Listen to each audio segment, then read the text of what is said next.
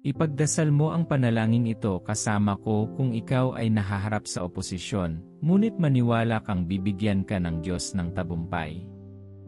Ama sa langit, salamat sa iyong salita, at sa pagbibigay sa akin ng buhay ngayon. Inihayag mo sa akin na ang mga laban na aking kinakaharap ay hindi para sirain ako, kundi para luwalhatiin ka sa aking buhay. Hindi ako magiging biktima ng mga bitag ng kaaway, sapagkat ikaw ang aking tagapagligtas. Ikalat ang bawat masamang balak laban sa akin, kapag sila ay bumangon mula sa isang tabi, hayaan silang tumakas sa maraming direksyon. Panginoon, tulad ng pagtulong mo kina Joseph, Daniel, at David, tulungan mo rin ako. Palakasin mo akong tuparin ang iyong pagtawag.